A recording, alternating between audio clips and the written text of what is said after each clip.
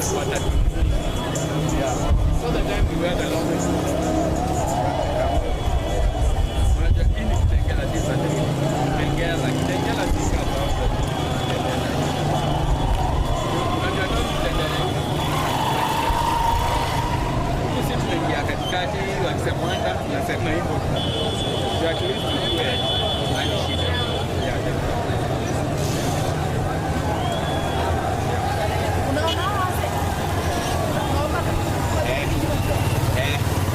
Yeah. Nawapata.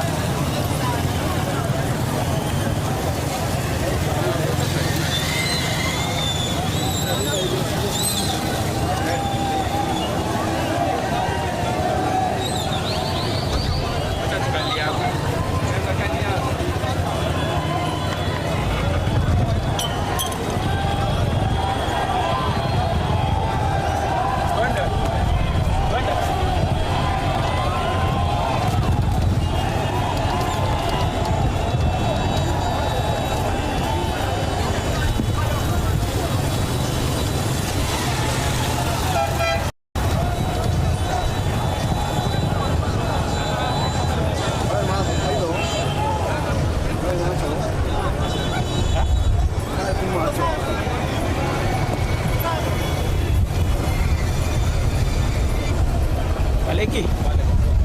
Hey. Hey.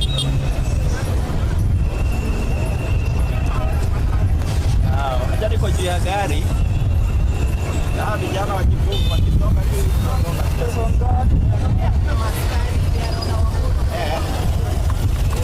kama hiyo. Sawa.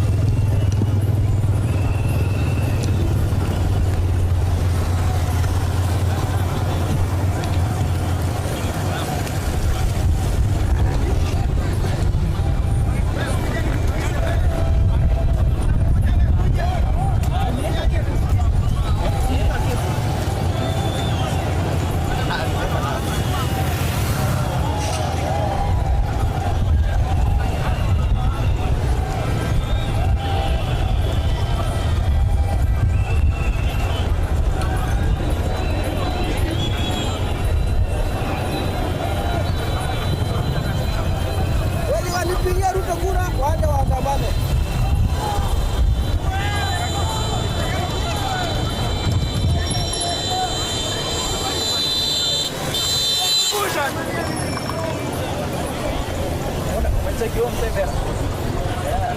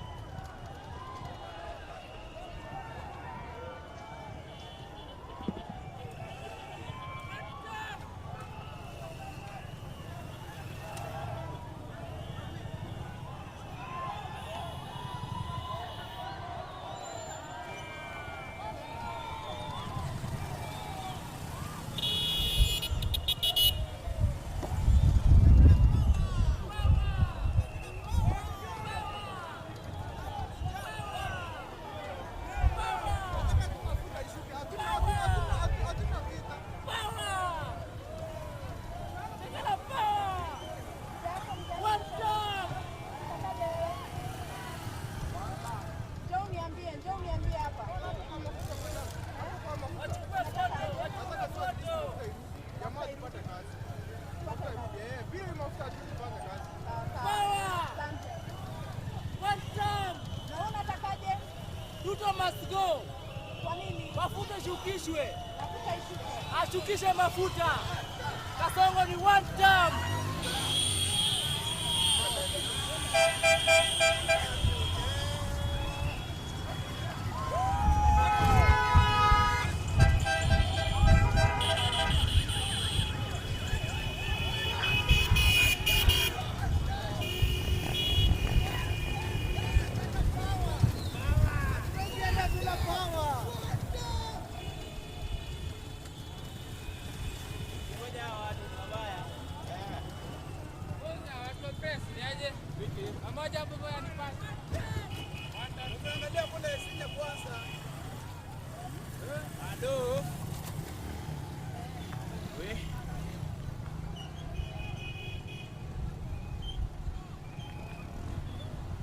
Kwaje huko?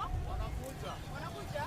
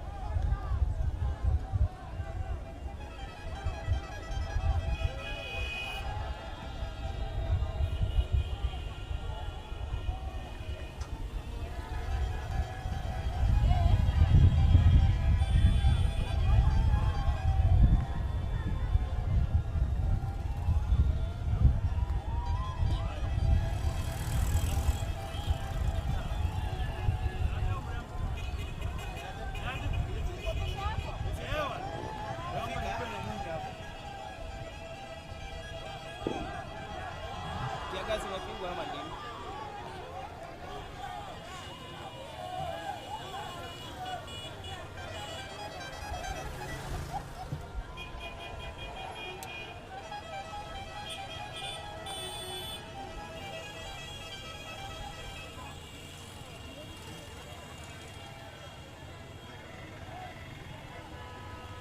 Kupitiki. Kupitiki. Umeona hakuna magari inaenda na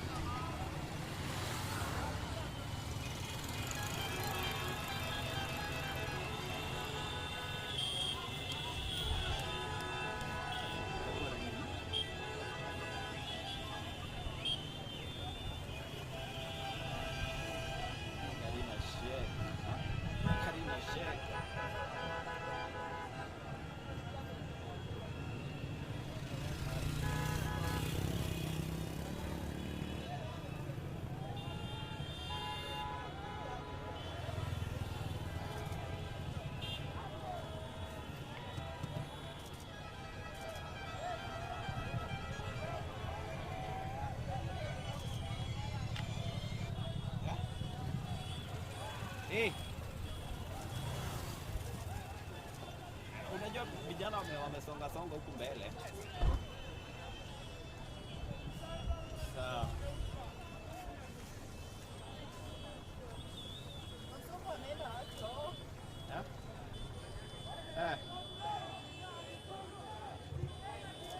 Sawa. Hata tumezima gari sasa unaweza chukua.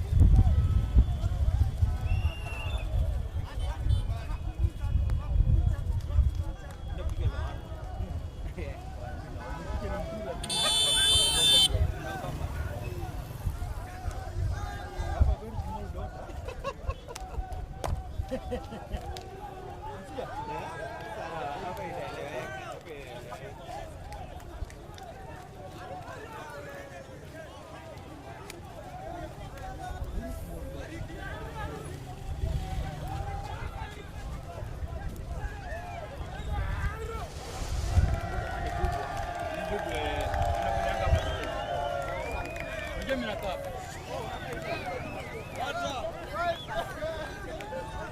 Tuna move kwa sababu ya hao resident. Nini naona? I'm seeing. Niko kwa gari. Niko na mic mtufanye check. Yes, yes. Yes. Yes.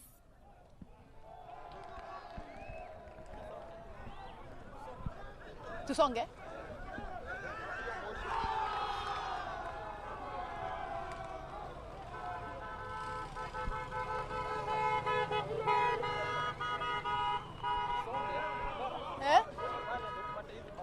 Sawa. Twende. Sikivile moshi ni mbaya. Sawa. Yata. Sound check 1 2 3. Unaweza kama usimama hapo. Hapa. Wapi? We. Niache mimi. Niache. Hapo sawa. Sound check 1 2 3. Sound check 1 2 3. Sound check Kibet. Sound check 1 2 3. Sound check. Sound check 1 2 3. Sound check. Sound check 1 2 3.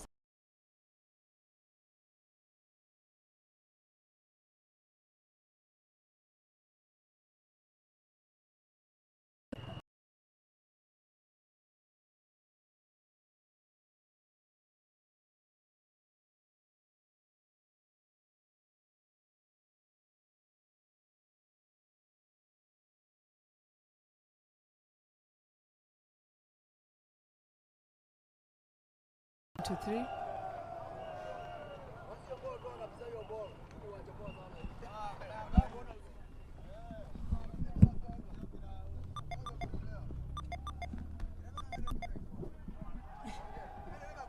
Nakuja.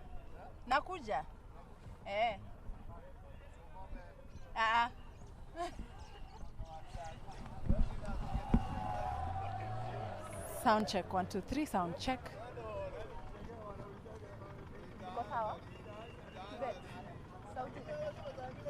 Sound check 1 2 3. Sound check. Sound check. Tuanzie protest, alafu tutapani side kidogo. Protest, alafu side, alafu tarudi kwa matatu. Sawa? Mwambia zime ina shake. Unaweza enda hapo. Sound check 1 2 3. Sound check 1 2 3. Sound check. Sound check 1 2 3. We are coming to you live from Kitangela, which is actually the farthest town of Kajiado County. Iko sawa? Sound check 1 2 3. Sound check Kitangela, live from Kitangela in Kajiado County, the farthest town connecting to Machakos County before you get to Nairobi County. This is actually the highway. Iko sawa?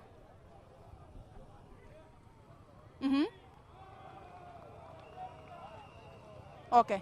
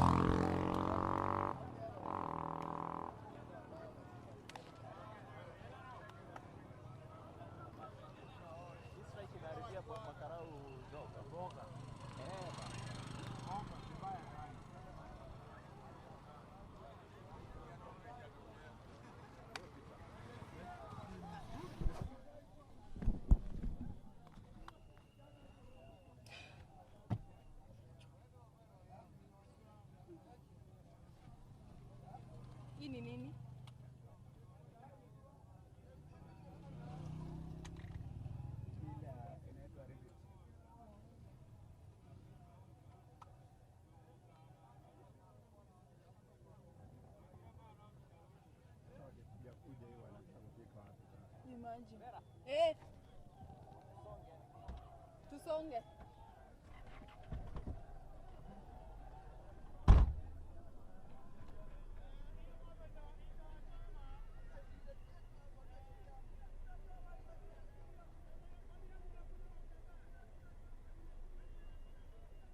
Washaanza.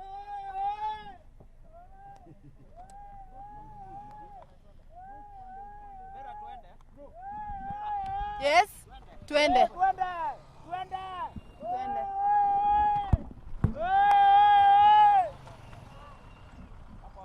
Hapo. Hati yetu kwani inakunywa mafuta taa?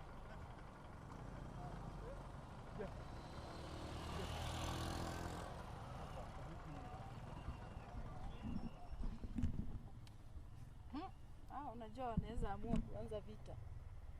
Lakini hapa ni mwisho. Kitengela? Hawezi pita huko.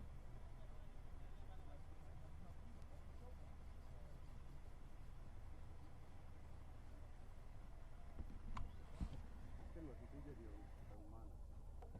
Hii ni kesi tu.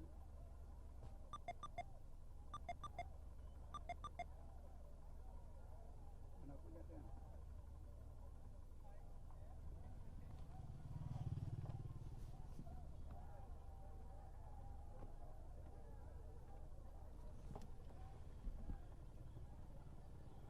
Hello.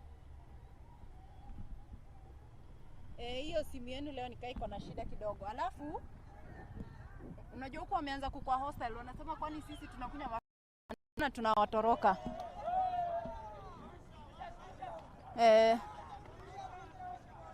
Ndio hao wana push tires.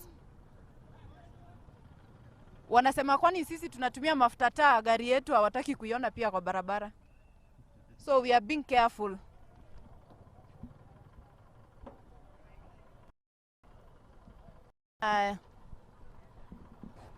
Najua huku si motorist kiari. Za locals bwana, hawezi sikia kitu.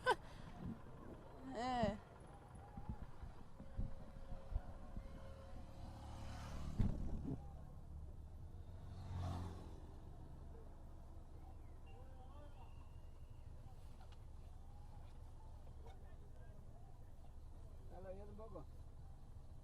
Bete. Bete.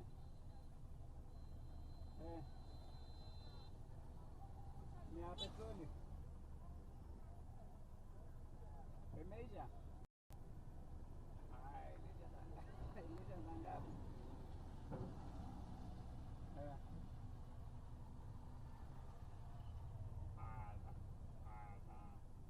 Diesel ndio iko.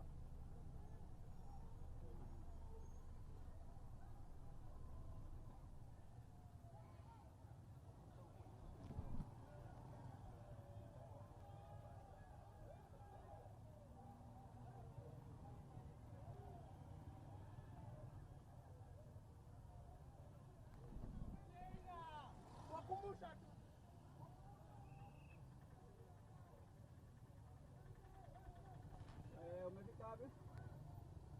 Hebu tuende. Haya, enda na kadi, nasikia hakuna petroli kwa hiyo rudi. Enda na kadi ndio utafute kitu chenye iko na petroli. Hiyo hapo bila mawapi. Hakuna mafuta hapo. Enda tu uchukue kadi yote hapo kwa ofisi alafu niambie yenye ile open. Enda tu. Huku ni Matatu. Kutoka hii barabara Matatu, huku ni Matatu.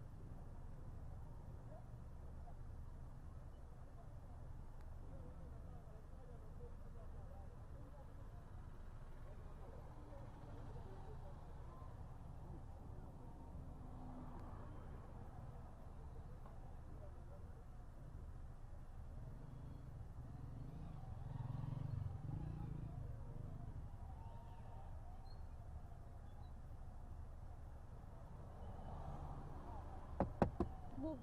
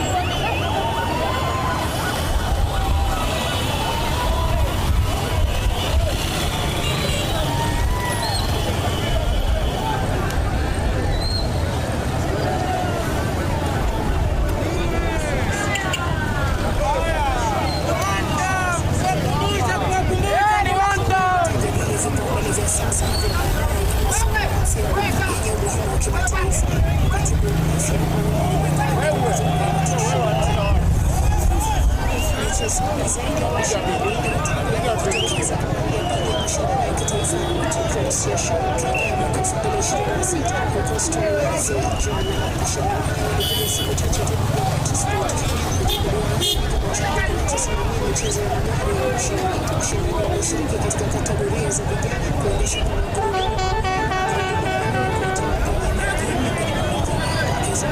kama uko mbele ni kubaya.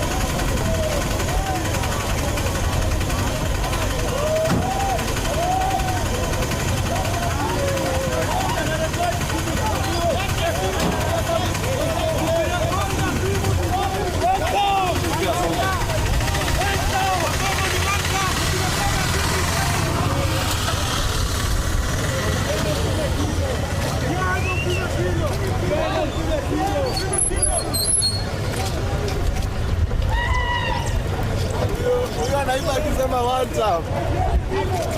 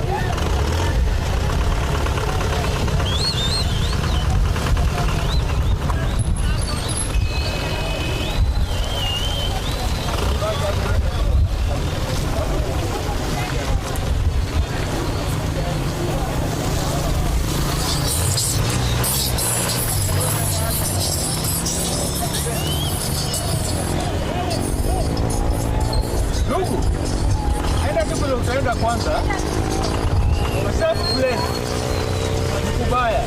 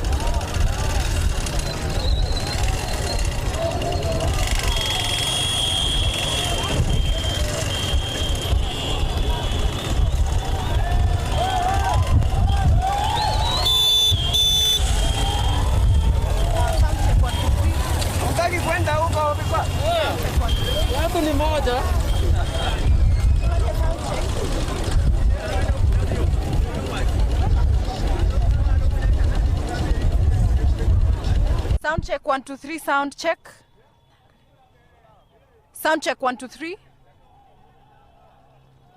Aya, iko sawa? Okay. Okay.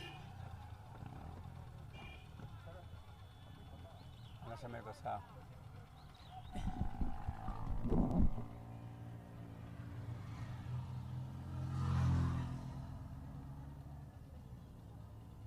Kitangela town nimekuwa paralyzed yote.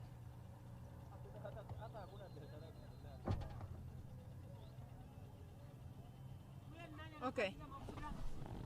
Uko kwa split screen.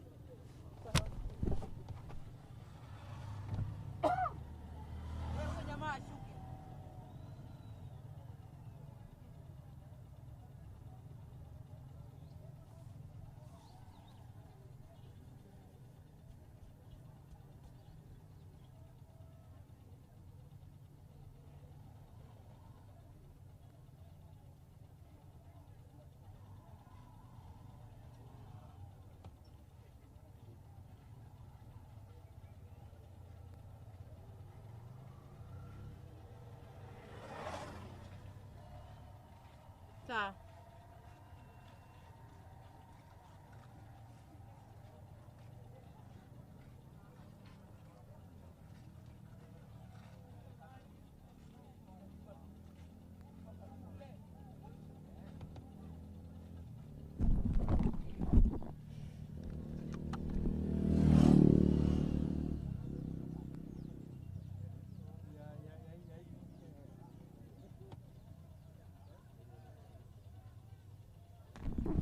Nishikie hii?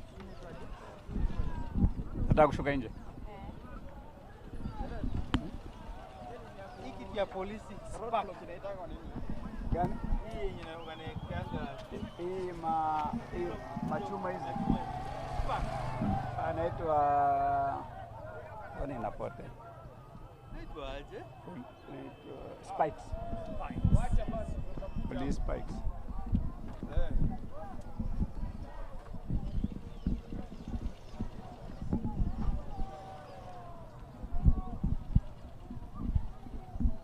Hapo unaweza pumua. Okay. Nikonea. Tanza na wao. All right.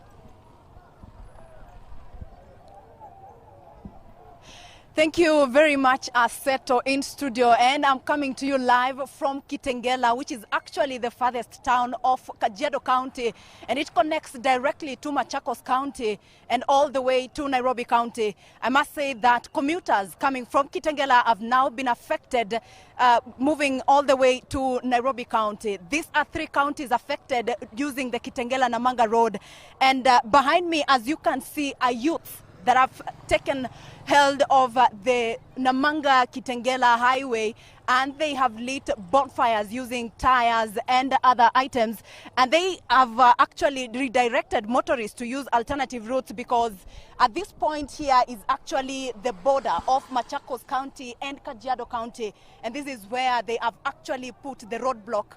And so far since morning, since the protest erupted at around 7 a.m., no police have actually been witnessed on this road. Youths have actually been having their field day here, and constantly saying that they have to protest in order for the fuel prices to come down, as indicated earlier. I spoke to a few youths earlier on, and what they were saying is that what they're protesting about is the fuel prices. Food commodities are very high. Transport is actually very expensive. I don't know if my camera person can actually show you the far end where we have buses actually parked all the way, and also commuters from this side can also not continue with their businesses. A lot of circles actually are grounded, have grounded their vehicles, and nobody is moving from this side to the other side. Allow me to say that we have actually been barred by the youth from covering them for the fear of being victimized by, the government if they are seen on camera protesting, and that is why we are far away to this area. But so far, the Kitangela police station is actually a few meters from here, but no police officers have actually come out to, to quench whatever is happening on the road. Aseto, allow me to also say that this protest began at 7 a.m. in the morning up to now, and no police have come so far. As I mentioned earlier, this is the Kitangela-Namanga highway. It has been chaotic. No vehicles allowed to move in or out, and this is actually the road that connects Machakos County and all the way to Nairobi County. We will be going ahead to Mlolongo, where we have the way bridge, to see if any activities are actually ongoing. But at the moment, we cannot move back to Kitangela, or rather into Kajiado County, because of the many roadblocks that the youths have actually put up using the bonfires that they have lit. As I said, we have actually been barred by the youths from approaching them, because they are afraid of being victimized of organizing the protest.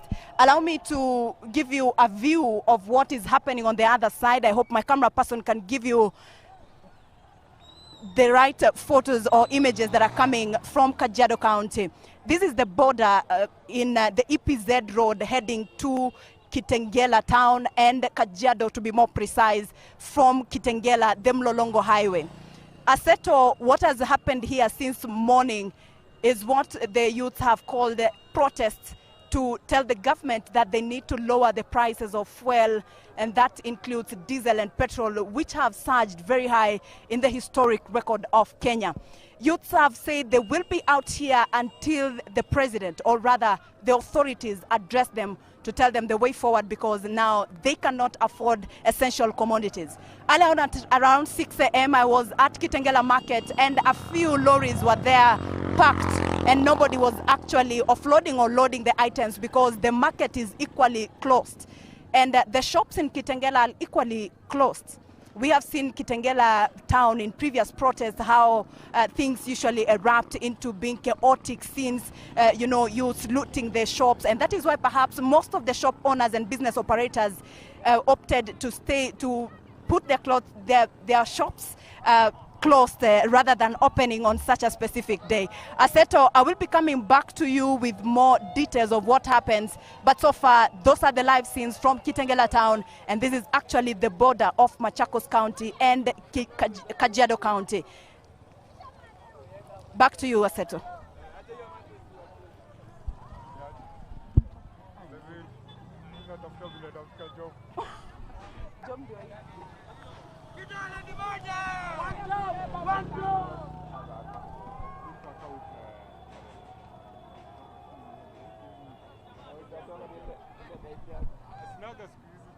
Utakuja kuongea? Utaongea?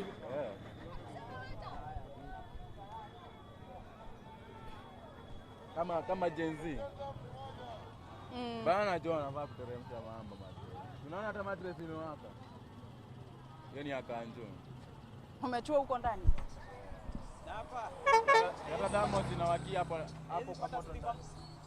Woni nawaka juu. Ama stima iko mbali. Hakuna stima iko hapo. Wamepeleka huko juu. Wao ndio wameweka hapo juu. Wao ndio wameweka hapo juu. Si hujaona mattress ikipelekwa pale. Wamepandisha mpaka juu. Ngoja tuongee. Unasema tu kwa nini mnaandamana? Leta niongee. Haya, nyinyi mnasema mnataka aje juu ya mafuta. Mafuta. Sawa. Hiyo ni sawa. Tu record. Kuja hapa Bana. Si ubaki tu hapo kwa bike. Kuja na bike. Eka tu bike hapa. Kuja. Na una bonga? Kama hapa. Lazima niwawakilishie. Kama Kitangela resident mbaya. Nakushikia?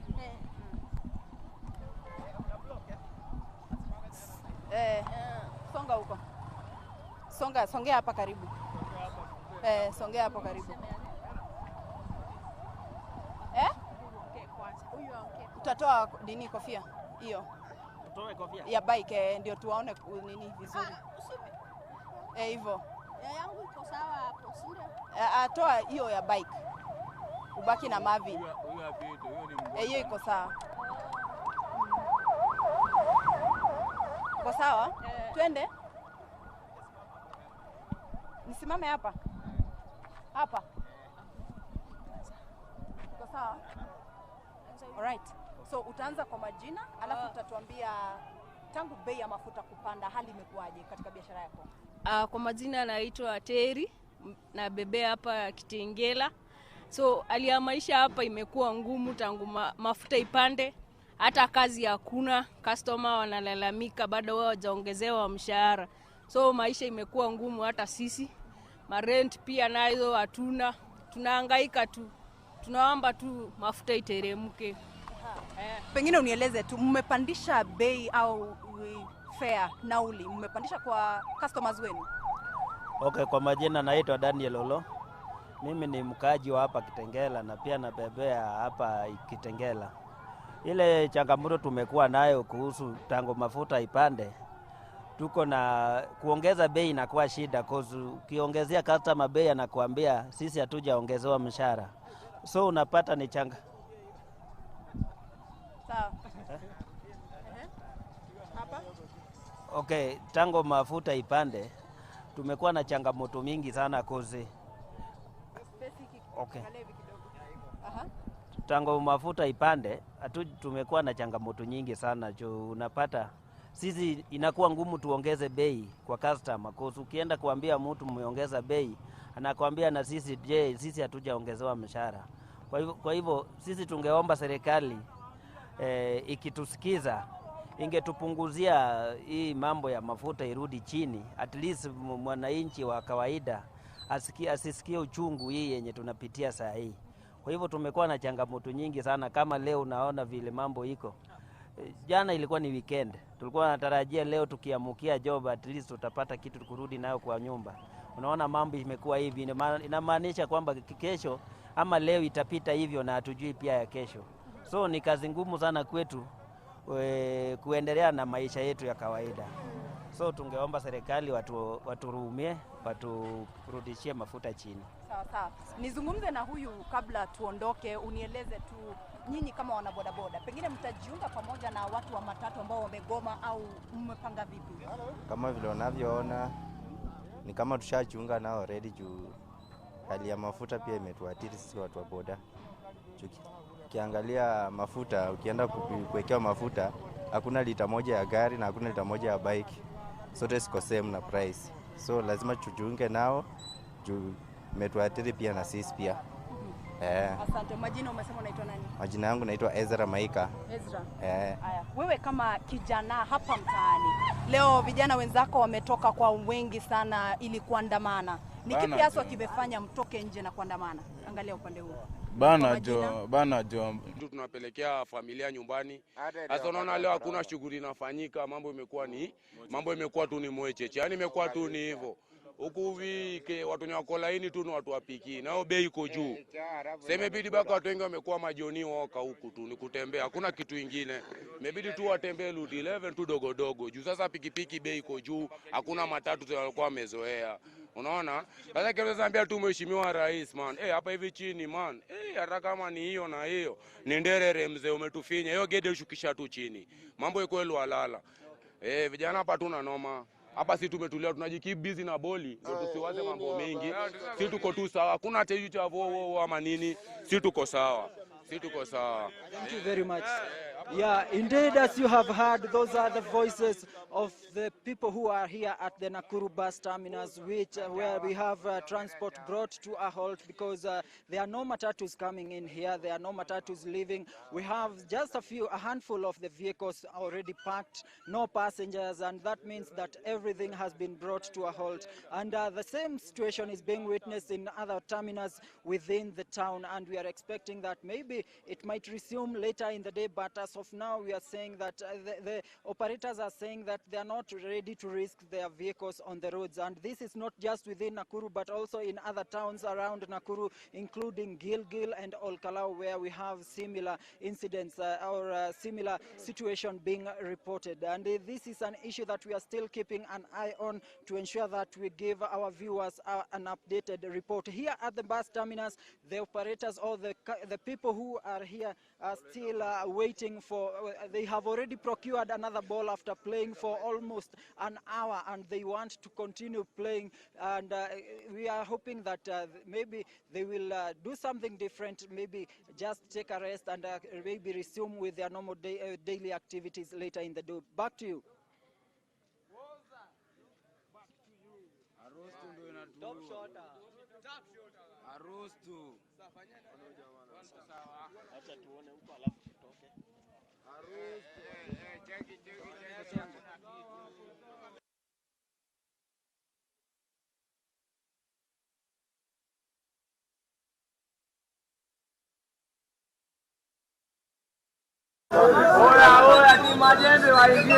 Haya, acha tutoke. Muendelee na game. Tulikuwa live by the way saa hii. Ameongea hapa. Ilikuwa live. Sasa ukienda kwa YouTube saa hii, urudishe nyuma. Mbaya.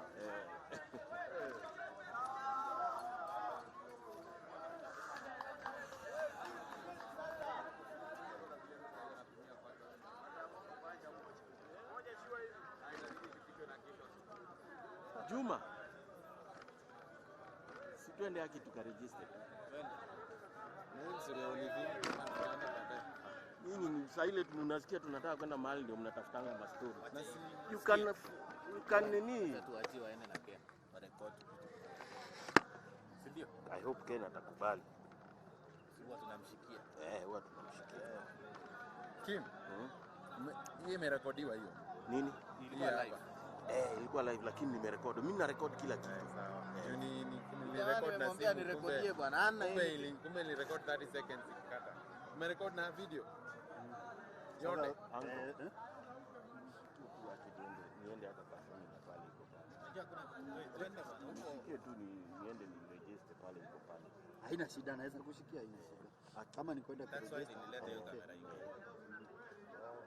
Kalikuwa kanaanza saa 2:30. Nafikia ngoja na tayari. Hata roba ameenda.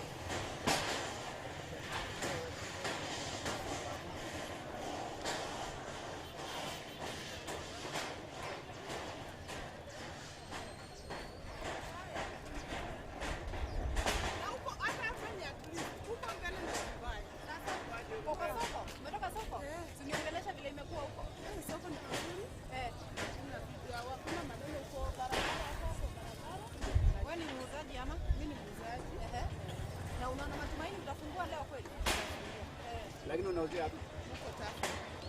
Oh, so unaenda tu mpaka huko. Naenda mpaka huko. Huwezi panda gari. Sasa hizo gari zipanda utatoka.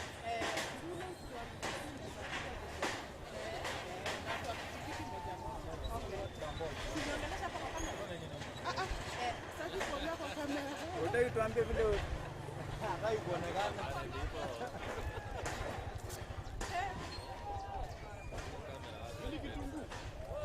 Wewe mama? Wewe. Asikwa nazo hizo leo.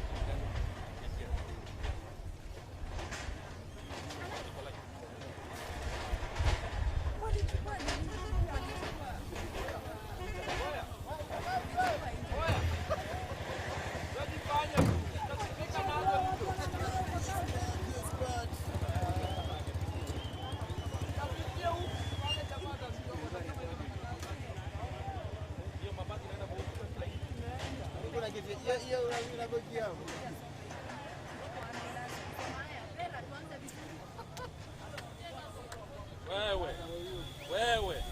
Mwambie apite. Wewe hata kama ni miraa wapi?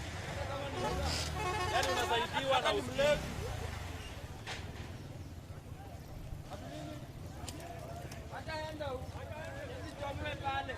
Yaani anasaidiwa na haki wa Kenya. Aenda.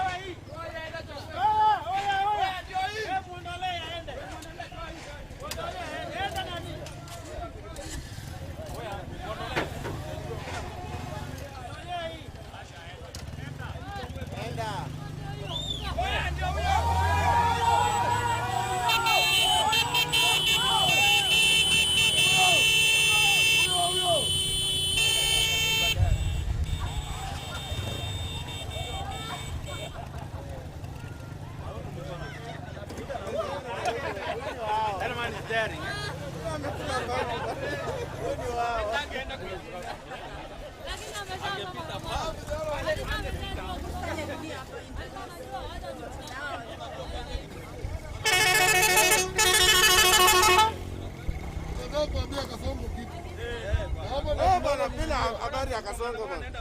Wewe, nataka kuambia kitu Kasongo na hapa ndio tunaweza muambia kitu. Hapa ndio atapata habari. Wacha nikuje tuongee. Haraka. Yaani madam unaulizanga ni saa ngapi? Saa hii.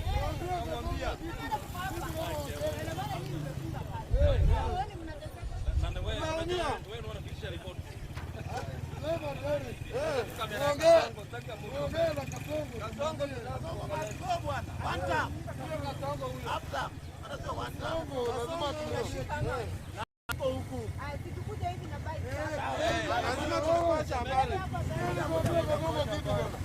Lazima tumpashe habari. Wewe kuja huku. Anasemanga anaua. Wewe ndio unataka hapa mbele. Kuja tuambie Kasongo kitu. Unaonekana kwa TV bwana. Kuja hapa. Unaonekana kwa TV bwana. Kujeni huku. Unaonekana kama mama yangu anasema mimi ni mwalimu huku.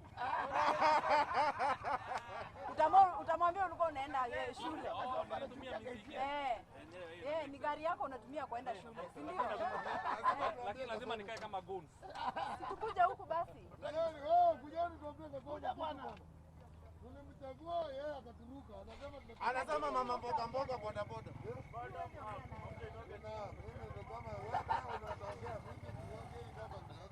Lazima tuone mwenye anaongea.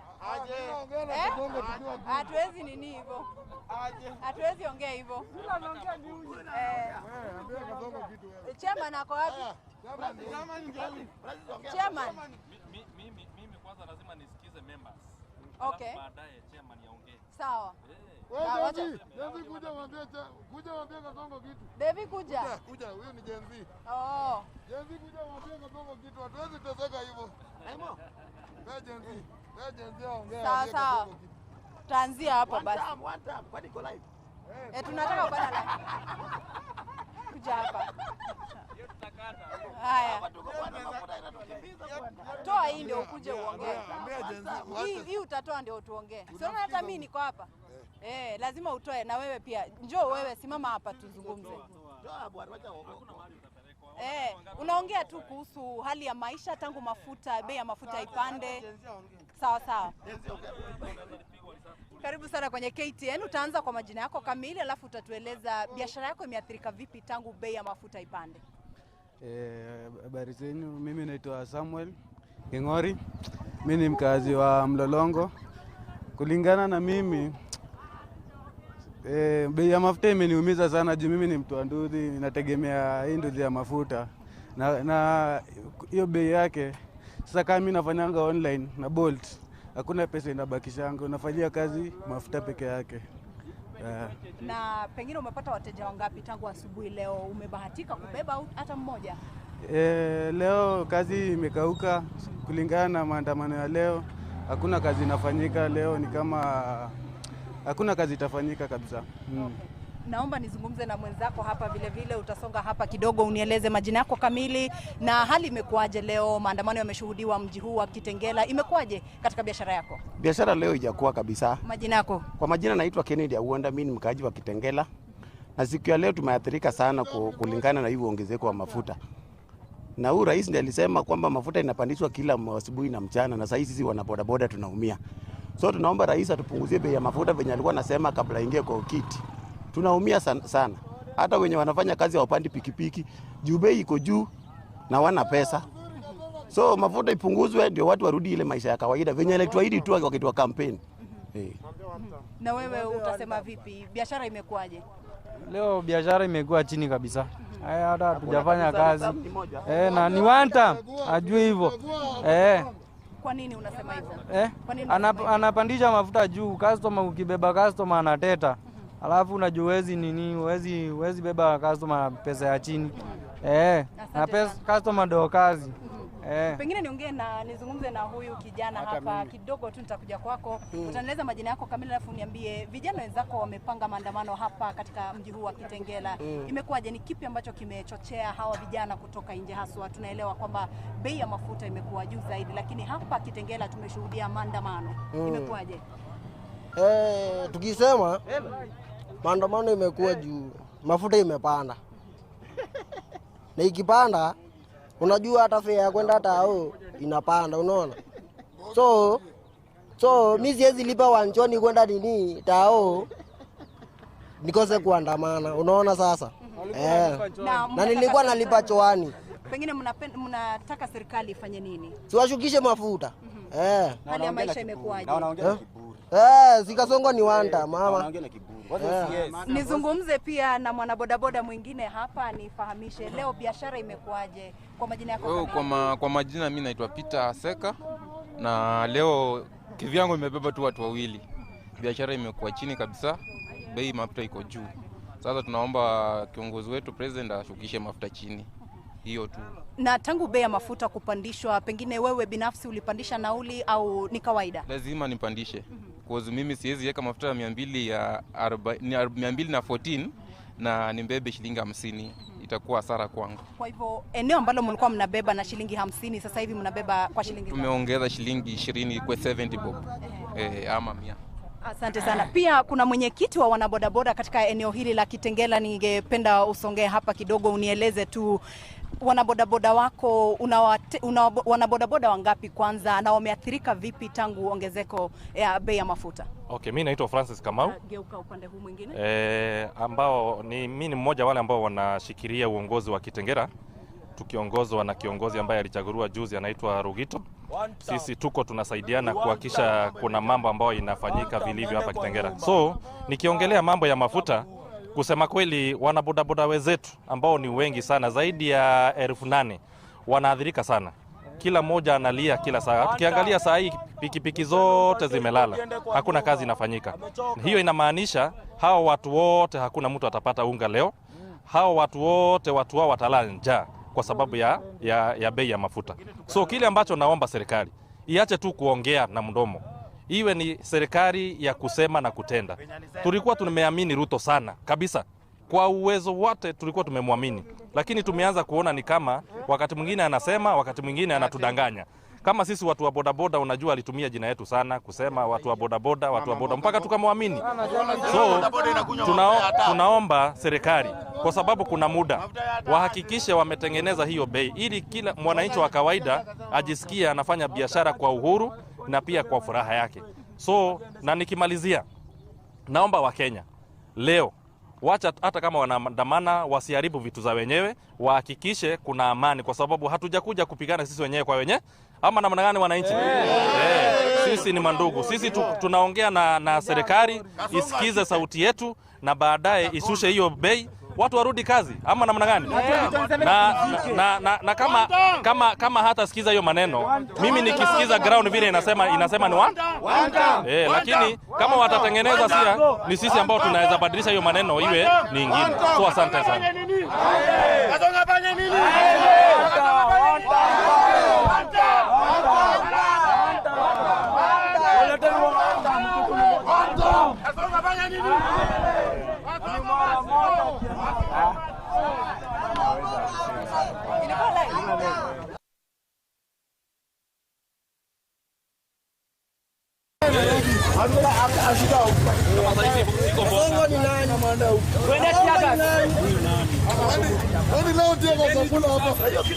Mafuta imepanda,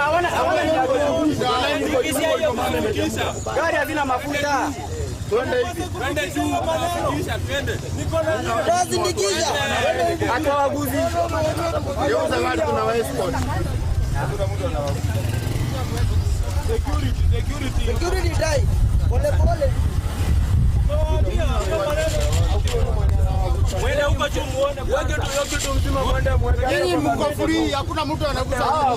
Mwende huko. Auza gari dele. Hakuna mtu anagusa hii. Hakuna mtu anagusa. Unaona hiyo kamera iko. Security mnatoa na watu ambao kutembea tu pole. Ndio kile. Niko ni wanta kwake.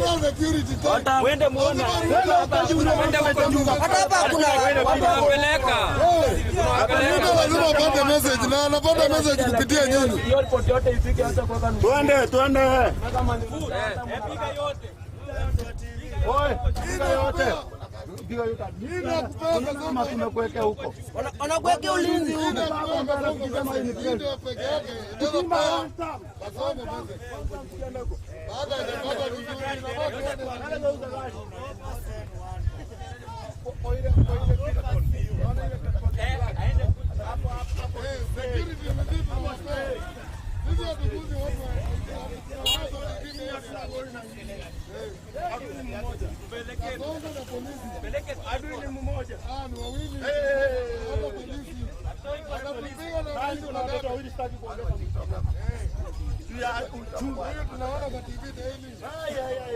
Twende bwana, twende. Twende na pesa kitu. Twende. Tupige picha. Security provider very tight. Azumu huko. Acha sasa anaangalia kitu. Kwani anaenda na reverse. Wanataka kuona hiyo picha ya hapo kwa boda.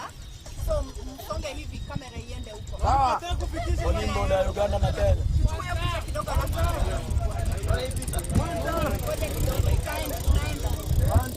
Kwenda kwa mamake. Sasa ni mzazi wake alimkataa. Tulia. Acha wazungu. Si ni vipi sasa? Picha. Unataka kuona ile picha. Sasa kuniweka leo siku KMTC.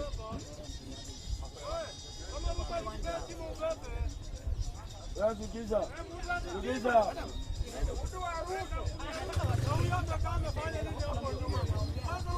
Usijaribu kwenda huko juu.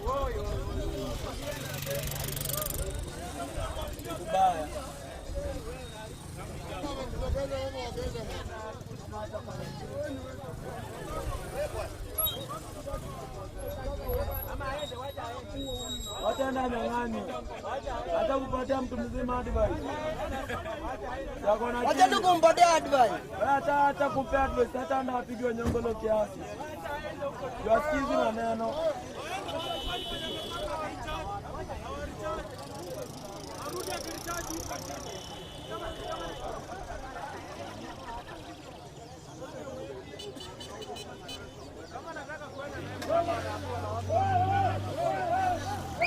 Acha wachana, tuache.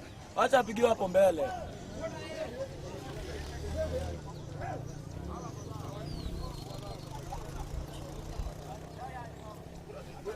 Anaitwa Leihad. Leihad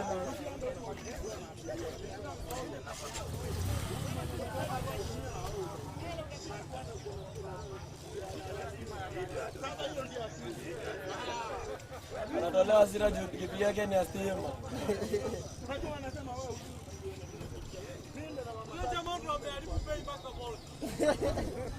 Hawa watu wa Bolt kwanza ndio watakuwa watolewa ziwe kuja Kitengela.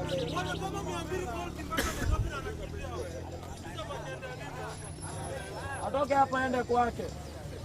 Arudi kwenye ametoka. Enda chungia familia. Wenda arudi chungia familia yao.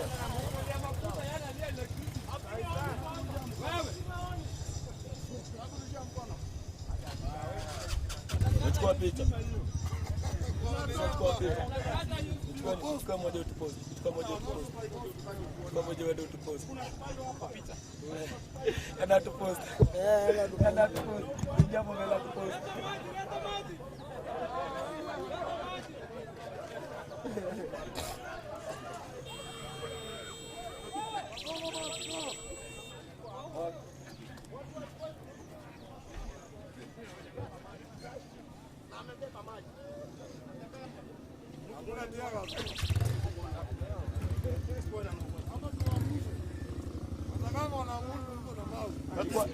Mama mbele upigwe picha. Mama mbele pige picha. Tutamtoa na tutamnyonga. Anasema kijiji inakunywa mafuta yako. Kaka, wewe unakunywa mafuta yako. Hata sasa. Huko tulienda wazimua wapi? Mbona ile bangi alafutanga kia tukutaki. Yakiuliza kijana yake venye gazi zake zinatumia mafuta gani kwanza? Tunataka siko wapi? Zinararanga wapi? Enda tauzi tauzi. Zinakuanga tau. Ana tatizo za jozi roto. Zile wewe sienda kaulize kijana yake vya kutoka nini gani? Kitangela mandamano shika mara.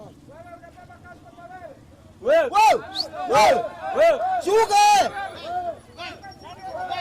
Shuka! Utembe. Shuka utembe.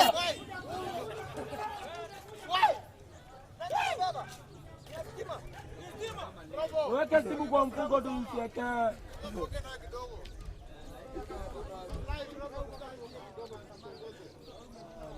Tunamwandamania. Wewe. Enda jibo. Enda jibo. Enda jibo. Ndio hiki sasa. Ndio hiki kimeendea hadi sasa. Basi mawe itapigwa. Sasa tunataka kuongea. Hata ndio tunataka kuanza maandamano sasa. Si. Yoni Mariamu hiyo. Nimetoka. Wanaenda testing. Wanaangalia kama kuna mafuta. Kama hata gari za polisi hazina mafuta. Hazinatumia kerosene. Ndio jamaa anadandia. Siki kudandia. Hiyo mimi imekuwa tambui.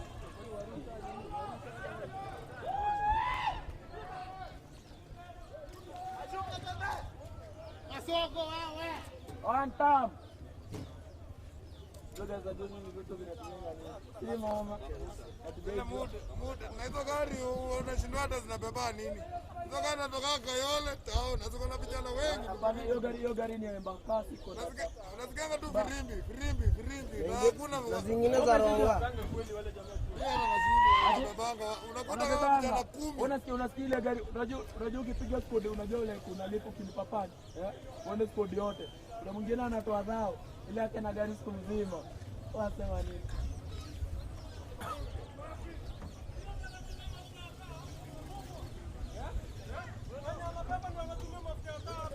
Mtu yote anabeba na kitu. Hata watu wa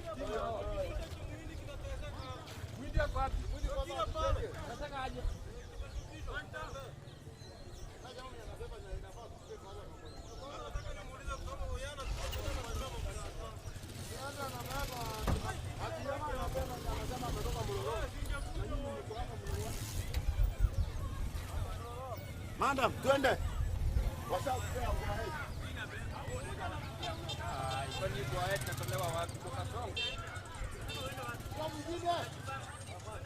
Huko hakuna mtu.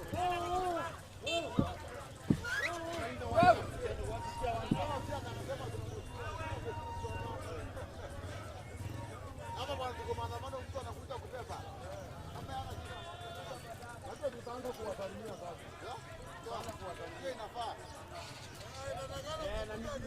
Na salamu mpaka analia. Hata anaenda huko chini anasema usiende huko.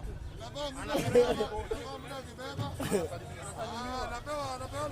Haina unapenda salamu. Watu wapi? Wewe. Nakusalimia. Ndio huyo anakuja mwingine.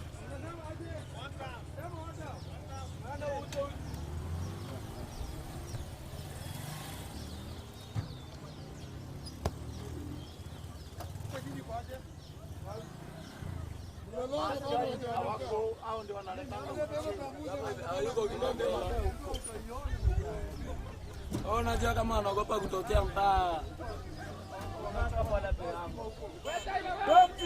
Tom China.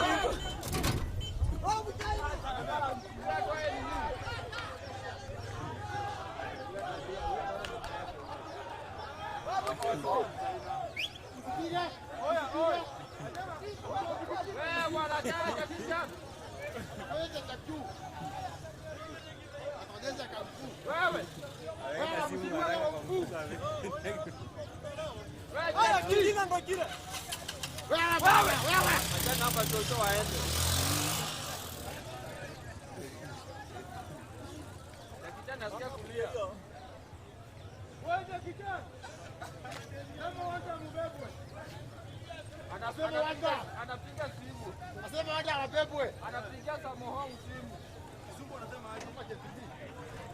Anapiga JCB sawa.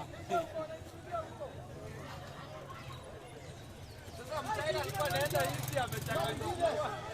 Wewe. Watu tunafanya ushika hapa.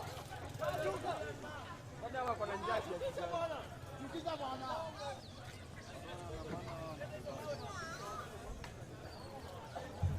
Mtaila alikuwa anaenda hivi amechanganyikiwa. Imebidi tuende mahali hata kama ni Mbona China iko karibu?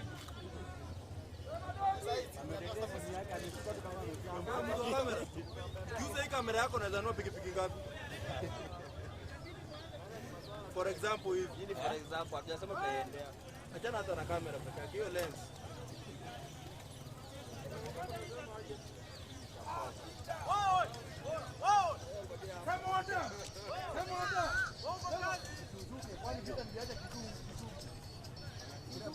Mawe zimejaa hapa, amerusha mawe hapa.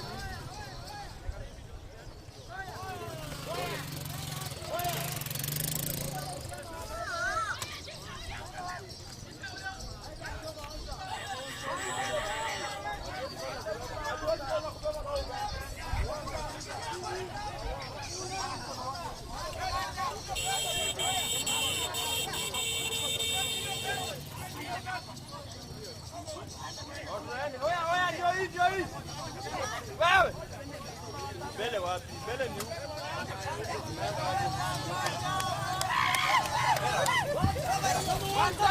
Sema kwa sababu mazao. Nakusaidia. Sasa ya kwenda bwana. Inaenda hivi mtani. Nakuja inaenda. Naenda mlolongo. One check. Mlolongo Kitangela.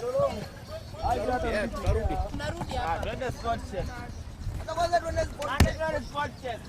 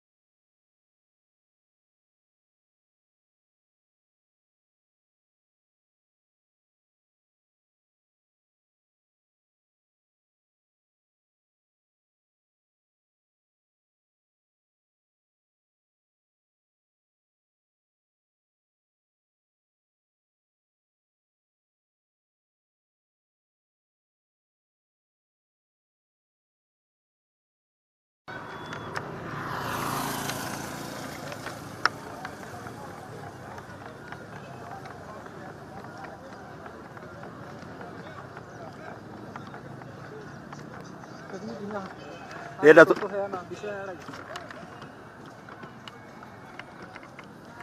tũngĩamba gũcoka mwena ũyũ, borithi ci mwena ũrĩkũ? Jambe tucoke mwena ũyũ.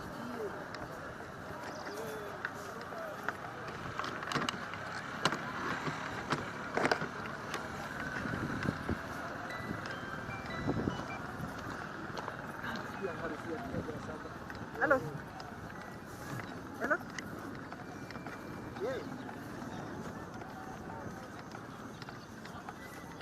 Sasa acha tuki position.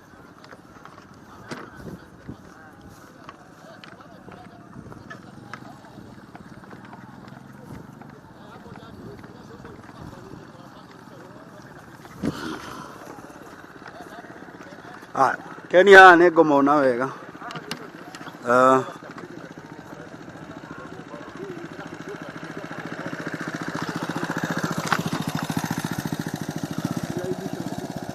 Sawa.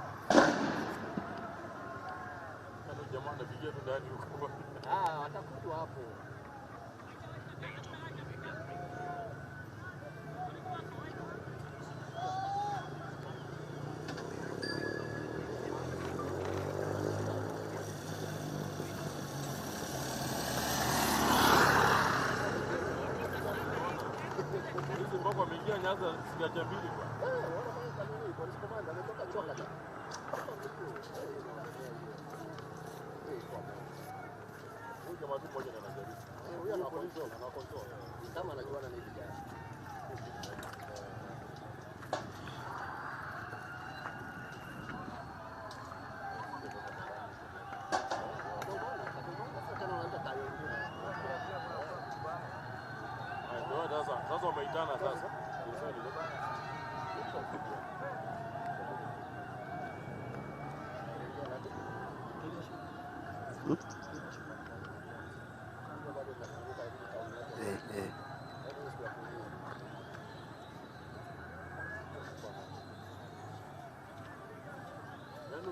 Usipindika ulikomana anaingia nyasi. Tena yako bado. Fanya hapa kwa hapo. Yako ni pita. Pita mabati pita. Ya hiyo. Pita tena. Pita ni hiyo tu bado yako. Ni yangu basi. Ya upatizo. Sindika. Acha niendelee kwa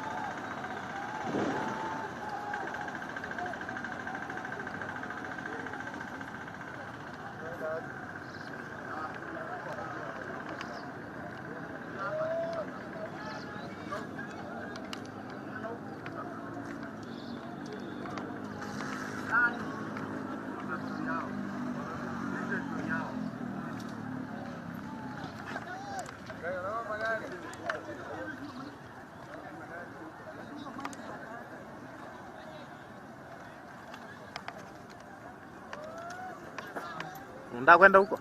Dunga hiyo ni.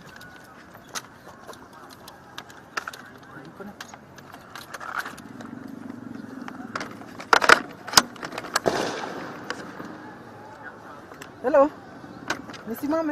Nisimame kwa kamera ama? Sawa. Okay. Sound check 1 2 1 2 sound check. Okay.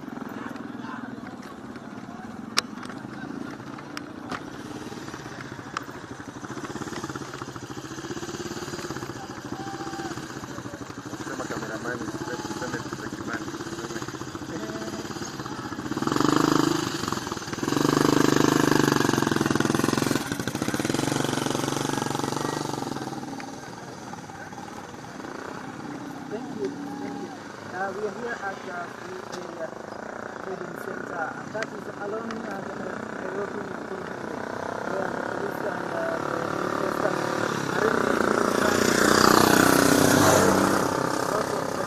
are protest, tear gas and gunshots we have been hearing for quite some time, and for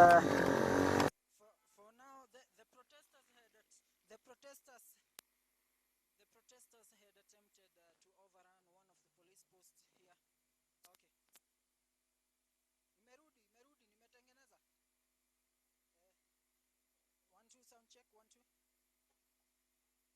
1 2 1 2 1 2. 1 2 sound check 1 2. 1 2 1 2 sound check. 1 2 sound check. Fiti.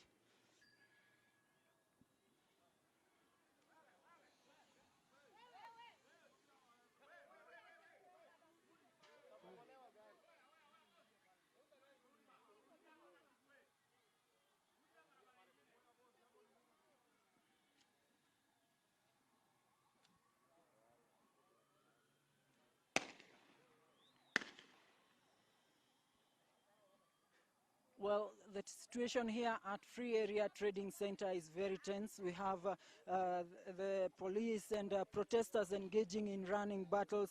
And in the background, you could be hearing some gunshots. And this is after the police or the protesters attempted to overrun one, that is a police post here at Free Area. And at the moment, we have backup police arriving here to attempt and maybe try to disperse the protesters who have already blocked the Nairobi-Nakuru highway.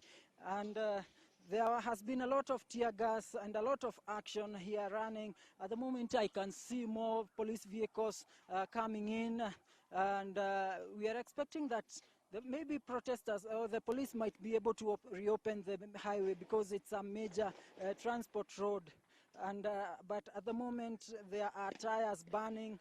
We have huge stones on the roads, and we have the police just trying to get the situation in control. At the moment I can see they have lobbed tear gas at the protesters, and I'm expecting that maybe the protesters might be retreating to the residential areas because the tear gas has started coming to our direction here, and we are expecting that maybe the police might be able to get the situation in control and have transport resume along the highway, because we have a huge or a long queue of the long distance trucks parked along the way just because of the barricade that has been erected here at Free Area Trading Center. You can see just one of the motorists here who has just arrived, not aware of how the situation was, and I can see he's trying to just turn back, maybe just for the safety of his vehicle, because the protesters are throwing stones, and we also have the police shooting at the protesters. And this makes the situation very risky for the motorists at the moment. They have to keep distance to ensure that they are safe. And for now, we can see that all businesses here at this trading center have been closed down. Nothing is going on. And almost all the schools, actually all the schools around here are not operational. The students or the teachers communicated to parents early in the morning, informing them that the situation might not be good, and the children were told to keep off from the schools. So here, that is the situation here, and maybe we are expecting more to be happening later, because we are seeing more protesters coming on the roads. We are seeing also more police coming in, and that means this is a situation that will be developing any minute. Things will be changing, and we shall be bringing our viewers up to date with whatever shall be happening. Back to you in studio.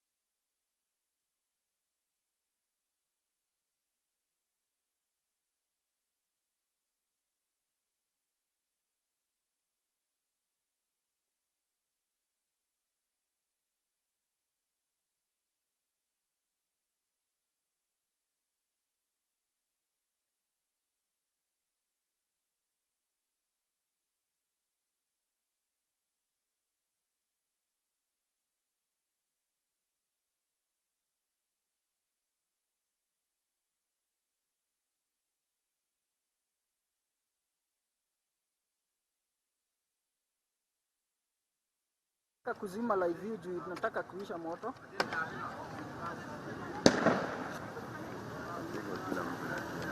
Nataka kuzima. Kama chini basi.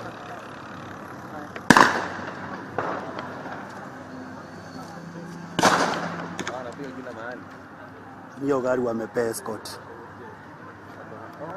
Hizi gari zimepewa escort, si ati kuna kitu kubwa.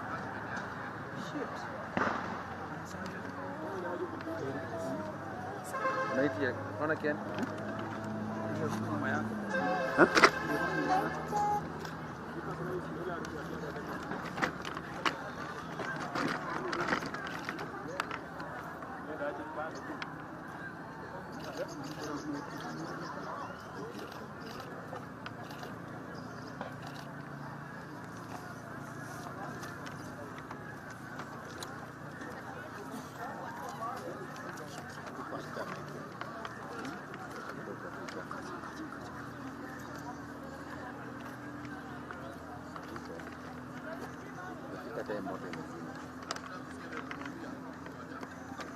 Lakini ile mawe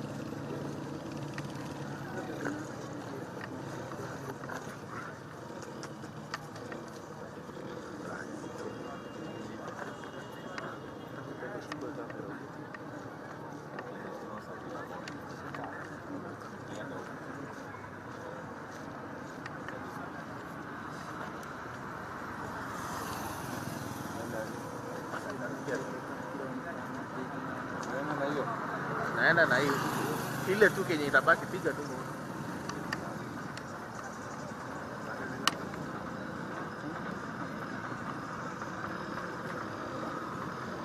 Umeona huyu amekimbia pale. Ndio aje check. Check. Wewe check pale. Twende. Hiyo, watu wanaingia. Unaendaje? Kama wanafukuzwa ama kuna shughuli hapo daktari. Unaenda wapi hapa? Jaribu.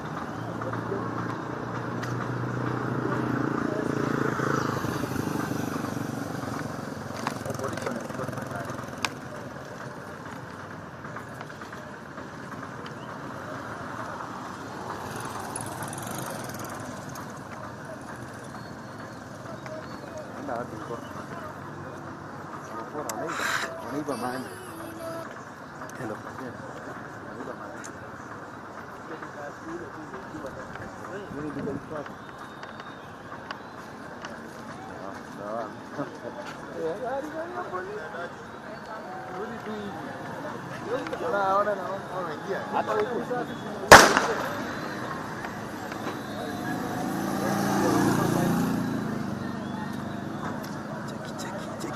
Cheki ninja hapa. Siende sasa. Rudi. Ama unajua fanya ruti za huko chini. Tumia hizo chini kabisa.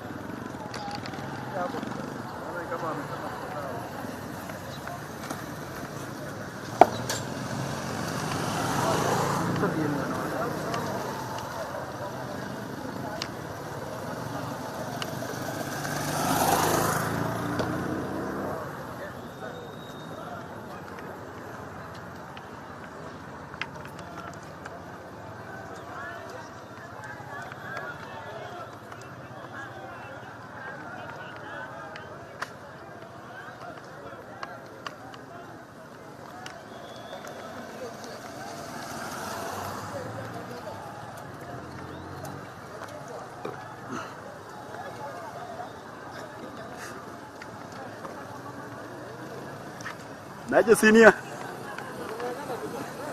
Tungangane.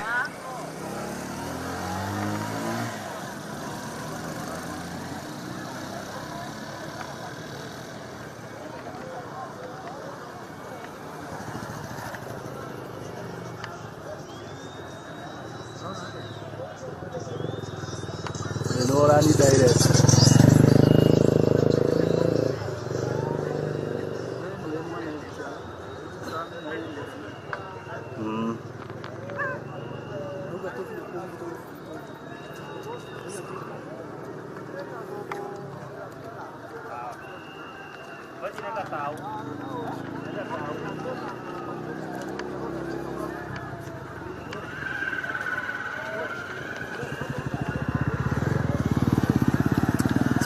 Take it.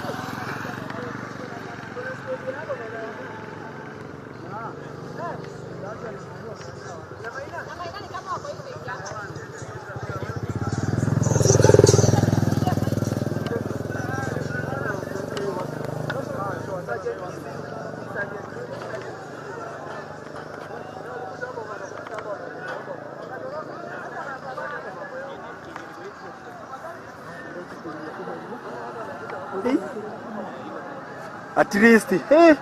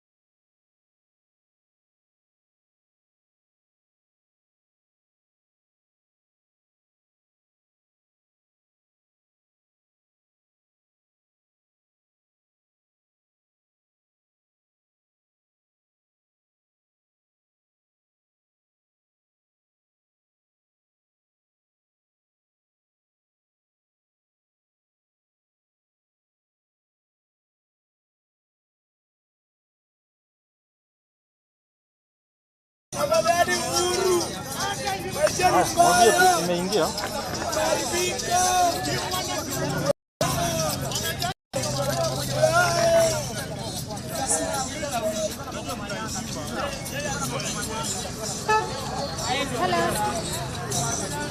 Hello. Yes. Sawa, shika. The motorist operators along this road. Pengine uniambie tu kwa majina yako kamili na unieleze, utaangalia kamera, unieleze biashara imekuaje siku ya leo. Kwa majina ni Francis Mwedo Mtui kutoka Mlolongo Syokimau, ndio makao yangu. Kwa siku ya leo, kwa maumivu yenye tuko nayo ya kasi yetu ya boda, mimi naweza sema kutoka asubuhi customer yenye nimebeba customer wawili Mimi kwa hivyo yenye naweza sema kwa serikali nafaa iangalie kila sekta yote ya pikipiki, ya magari, hata sisi wote tukue line moja. Hiyo ndio maoni yangu kwa wakazi wa Mlolongo. Leo umebeba wateja wangapi? Kwa leo nimebeba wateja wawili. Kwa siku ya leo sasa, si kama by jioni si nitakuwa nimepata ngapi juu bado familia inanitegemea. Asante sana. Nizungumze na mwenzangu hapa pia, utanieleza kwa majina yako kamili na uniambie tangu bei ya mafuta kupandishwa, wewe binafsi umepandisha nauli kwa wateja wako au imekuwa kawaida? Kwa majina ni Ken, mimi mhudumu wa bodaboda. Tangu mafuta ipande nayo shughuli imekuwa mbaya. Hata ukisema unapandisha hakuna mteja atakubali. Maana ashazoea ile bei ya kitambo na mafuta nayo iko pale pale. So wajaribu kutuangalia hapo sehemu ya mafuta kama wanaweza tupunguzia. Manake hali si hali saizi. Pikipiki inafaa ulipe, familia inafaa ikule. Hakuna kitu nafanya bei. Siku ikisha unapata hesabu haiko. Na nyinyi kama wana bodaboda, pengine mmejiunga na watu wa matatu katika huu mgomo au ni watu wa matatu tu kwa maoni yako? Sisi hapo. Sisi tuko pamoja. Ni venye bado ijaingia street huku kwetu vizuri. Okay. Lakini mnahisi uchungu wa mafuta? Uchungu tunahisi. Wajaribu kuangalilia hiyo sehemu. Asante sana. Aseto, there are a lot of motorists right here in Syokimau, and this is actually the Nairobi-Mombasa highway. What you can see from the images, live feeds from my camera person, is actually motorists parked here. This is to show you that they are not actually in business today because there is a go-slow of Matatus, and so they have joined in solidarity. And maybe perhaps because most of the Kenyans have actually not come out of their houses to commute to their various places of work. Aseto, allow me to also tell you that earlier on when I was in Kitangela, protests erupted at around 7 a.m. all the way up to right now when I've just left the town. The town is chaotic, and youths have actually lit bonfires all the way from the Kajiado-Machakos border all the way to the Namanga-Kitangela highway. Kitangela has actually come to a standstill with all businesses closed down. The market area is actually closed down. Most of the circles, Matatu circles, have actually not operated today from Kitangela. And that is why images coming to you live are actually images, live feeds from the expressway, and this is actually the Mombasa-Nairobi highway. What you can see is not the usual Nairobi-Mombasa highway. Normally there are a lot of vehicles on this highway, but today you can actually count a few people that are actually trying to make their ways in and out of Nairobi or in and out of Mombasa, as you can see. And the expressway, to be more precise, is actually one of the busiest roads being used in Nairobi all the way to Kitangela. But as you can see today, not much activity is happening, and this is actually Syokimau all the way to Mlolongo and into Kitangela. Aseto, I will pitch camp right here in this highway, and more precisely in Kajiado County, that is the far end of Kitangela, and bring to you to speed of what is happening concerning the go-slow of Matatu operators, which has actually affected most residents not to go to their various workplaces. And Aseto, that is it from me. Back to you in studio. Thank you, Vera, for that update. As you continue to bring us up to speed as well, we just ask that you keep safe. Do you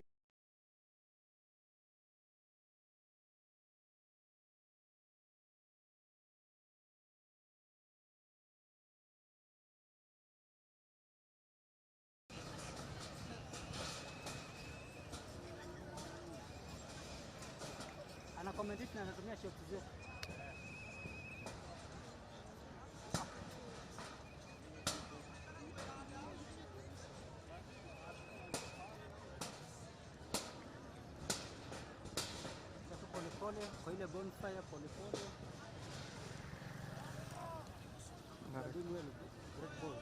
Na record pia. Una record kidogo tu.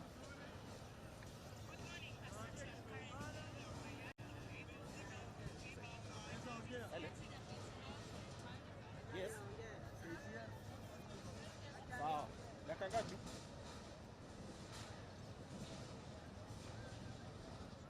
Sawa. Alafu naomba upigie Cosma. Alafu ata signal tu. Ama ni sawa, hata nibaki tu hapa, sawa, haina shida.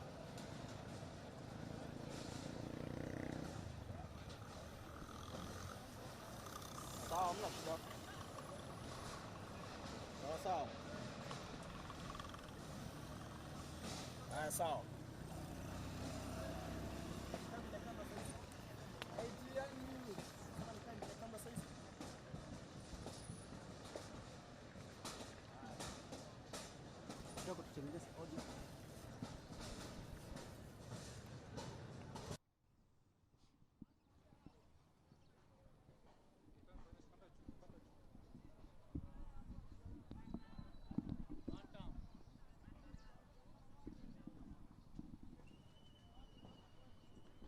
One, 2, 3, 4, 5, 6, 7, 8, 9, 10. 1, 2, 3, 4, 5, 6, 7, 8, 9, 10. If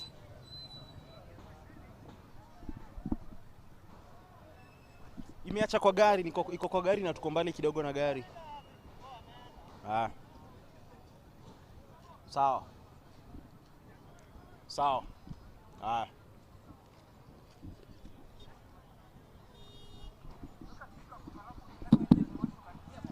Ati?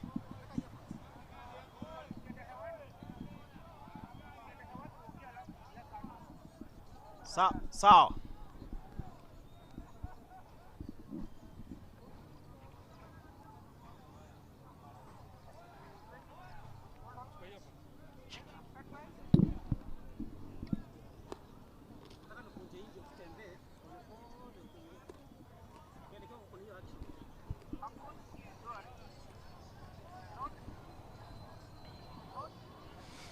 Well, Seto, I am at, along Thika Road rather, and just at the roundabout with this section leading to, Roysambu. This is Committee Road, and just to give you an overview of whatever is happening here, the youth who had gathered here, they were blocking, motorbike riders from ferrying, passengers going anywhere. And any motorbike that was seen ferrying passengers would be, stopped, and the passenger would be forced to alight, and the motorbike to proceed without any theft. But as things have progressed right now.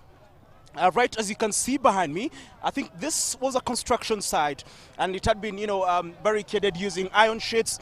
But at the moment, it has been, demolished. The iron sheets have been, taken by a section of rowdy youth who are here, and they're still demolishing it. And one would wonder why, but that is the situation right here at, Thika Road.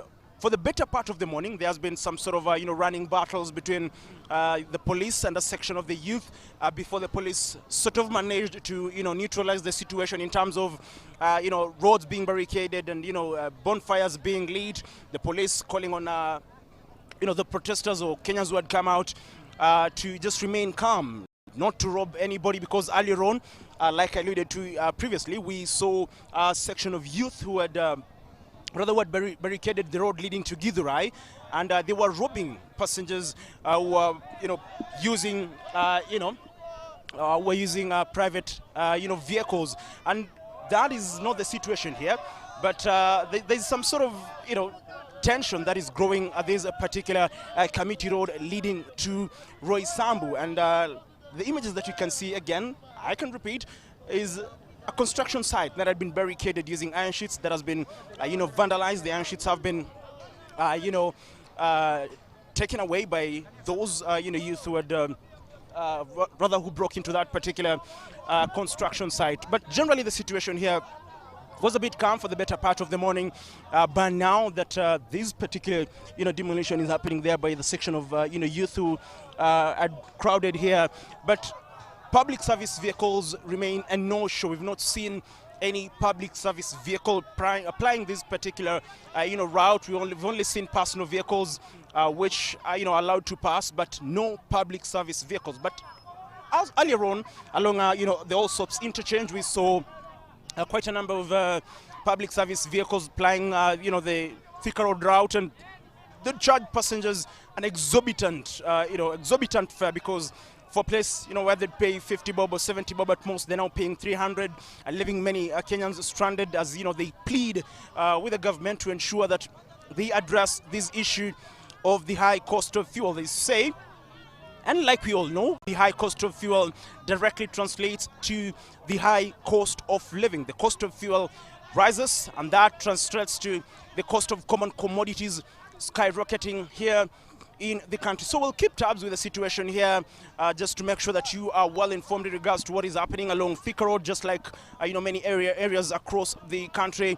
But again, just to highlight is that the situation is calm right now. Nobody is being attacked. Nobody is being beaten in terms of those using personal vehicles, unlike a couple of hours ago along the route leading to Githurai. Back to you, Seto.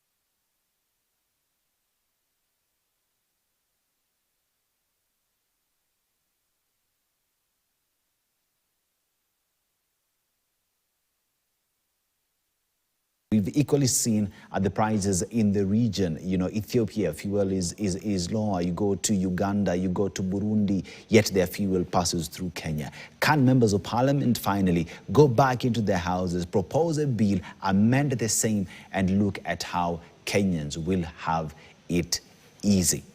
That is where we are. Our reporters want to say asanteni sana for an amazing job that you are doing, bringing us up to speed with what it is happening across the country. It is my time to step out, but right now it is senior Ali Manzu who will be getting in with the Nigeria to continue with this production, bringing you what is happening, pain at the pump. I'm Dennis Aseto. Don't go nowhere. We'll be back with much more.